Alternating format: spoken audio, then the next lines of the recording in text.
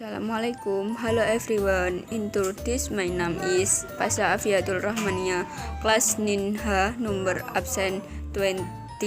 Here I will explain my duties while undergoing class auditing on the 15th of May 2023,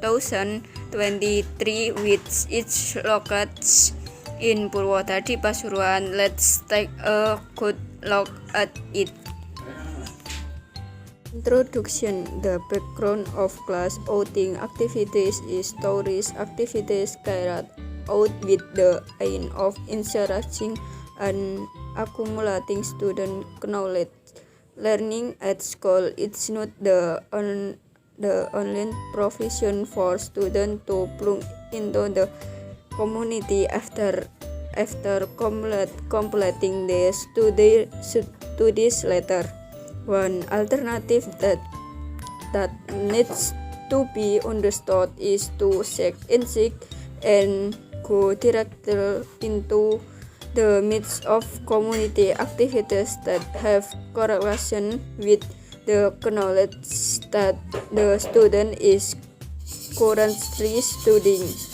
Effort development around always requires students to be responsive and sensitive to it.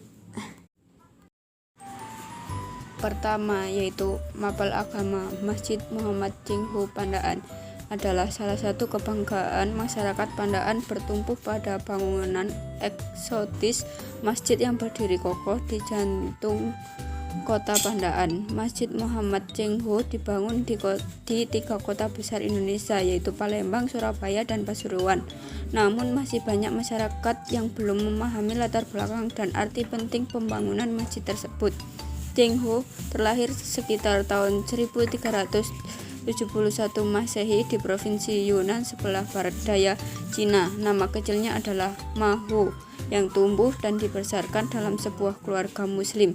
Nama keluarga Ma digunakan oleh keluarga muslim di Tiongkok yang merujuk pada Muhammad. Pergaulannya dengan pangeran membuat Ma Ho menjadi pemuda yang tangguh, jago berdiplomasi, serta menguasai seni berperang hingga akhirnya diangkat menjadi pegawai khusus pangeran.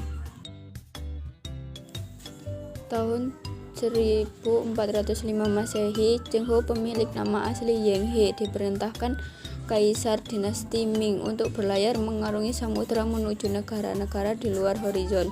Cengho mengerahkan armada raksasa dengan puluhan kapal besar dan kapal kecil serta puluhan ribu awak dalam ekspedisinya mengelilingi benua Afrika dan Asia. Cengho mengerahkan 62 kapal besar dan belasan kapal kecil yang digerakkan 27.800.000 awak. Pada pelayaran ketiga, Cengho menurunkan kapal besar sebanyak 48 buah dengan 27.000 awak, sedangkan pada pelayaran ketujuh tak kurang dari 61 kapal besar dikerahkan dengan awaknya mencapai 27.550 orang. Nama besar Laksmana Laut yang tangguh itulah yang mampu menginspirasi pembangunan 3 masjid besar di Indonesia, salah satunya yang dibangun di Kecamatan Pandaan, Kabupaten Pasuruan. Pembangunan Masjid Muhammad Cengho Pandaan merupakan gagasan Bupati Pasuruan Kiai Haji Jusbagir Al-Jufri. Peletakan batu pertama Masjid Cengho Pandaan dilakukan oleh almarhum Kiai Haji Abdurrahman Wahid Gus Dur pada tanggal 25 Mei 2004. Yang kedua yaitu mapel seni budaya. Pembangunan masjid selesai pada tahun 2006 dengan menghabiskan dana sekitar 3,7 miliar yang diperoleh dari swadaya masyarakat Kabupaten Pasuruan tanggal 27 Juni 2007. Masjid Muhammad Cengho diresmikan Bupati Pasuruan Kiai Haji Jusbagir Al-Jufri dan menjadi ikon pariwisata Kota Pandaan. Masjid dengan 2 lantai dengan luas lantai atas 30 x 20 meter dan lantai bawah 20 x 20 meter ini dibangun menyerupai kelenteng yang berarsitektur Cina. Arsitektur masjid menunjukkan berbaurnya kaum muslimin pribumi dengan muslimin Tionghoa di Indonesia. Bagian bangunan utama masjid terbentuk segi 8, pat atau patkwa. Angka 8 pada bahasa Tionghoa disebut fat atau jaya atau keberuntungan. Sedangkan segi 8 mirip seperti sarang laba-laba yang menyelamatkan Rasulullah SWT ketika bersembunyi di Gua Sur. Yang ketiga yaitu mata pelajaran PPKN. Menurut Anda, fasilitas kesehatan di Masjid Cengho sudah memenuhi? Setahu saya, fasilitas kesehatan Masjid Cengho belum memenuhi dan memadai, tetapi kebersihan dalam masjid menurut saya sudah memenuhi, karena toilet dan tempat wudhunya sudah bersih, tidak bau.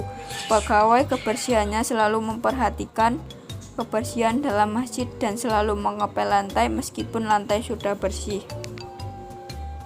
Yang kedua, apakah kamu melakukan aksi nyata sebagai solusi bila menemukan masalah kebersihan? Sudah, dengan cara membuang sampah pada tempatnya, menjaga kebersihan toilet, setelah membuang air kecil atau buang air besar disiram dengan air bersih secara banyak, mengingatkan teman supaya tidak membuang sampah sembarangan. Yang keempat yaitu mata pelajaran IPA. Tumbuhan obat. Kebun Raya Purwodadi telah dibangun sejak lama dengan tujuan memperkenalkan kepada masyarakat berbagai jenis tumbuhan yang dapat dimanfaatkan sebagai bahan obat. Taman ini telah direvitalisasi pada tahun 2014 untuk menampilkan taman obat tidak hanya dari sisi pandang konservasi namun juga dari sisi pandang estetika. Pengunjung dapat menikmati suasana taman yang menyenangkan sekaligus juga mendapatkan informasi ilmiah. Sampai dengan Desember 2014, Taman Tumbuhan Obat telah memiliki koleksi tidak kurang dari 137 jenis tumbuhan obat yang tergolong dalam 62 suku. Jenis tumbuhan yang ditampilkan dalam Taman Tumbuhan Obat tentu saja masih jauh dari mewakili jumlah jenis tumbuhan Indonesia yang memiliki khasiat obat. Namun demikian, ini tidak mengurangi arti pentingnya sebagai bagian dari upaya kami yang berkelanjutan dalam melestarikan jenis tanaman obat Indonesia. Berikut ini adalah contoh-contoh dari tanaman obat. Yang kelima yaitu mata pelajaran IPS. Yang pertama, alur perdagangan produk panci pada kegiatan ekonomi berkaitan dengan pendapatan lokal, daerah, dan dalam negeri.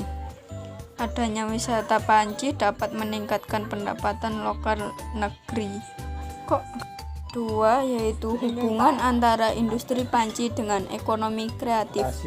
Hubungan industri panci dengan ekonomi kreatif yaitu penjual menciptakan wisata panci yang dapat mengikat mengunjungi daya tarik masyarakat agar mengunjungi industri panci tersebut. Di sisi lain juga dapat meningkatkan omset penjualan industri tersebut. Setelah saya berwawancara, ternyata omset wisata panci per bulannya adalah 30 juta. Jadi kalau per tahunnya adalah bisa mencapai 360 juta. Wisata panci ini harganya sangat terjangkau dan banyak konsumen belanja di situ untuk dijual lagi, dan banyak juga warga sana yang bekerja untuk mencukupi kebutuhannya sehari-hari. Berikut ini adalah foto pertama yaitu foto saya wawancara. Kedua yaitu toko produk kreativitas wisata panci. Yang ketiga yaitu foto berbagai macam panci yang dijual.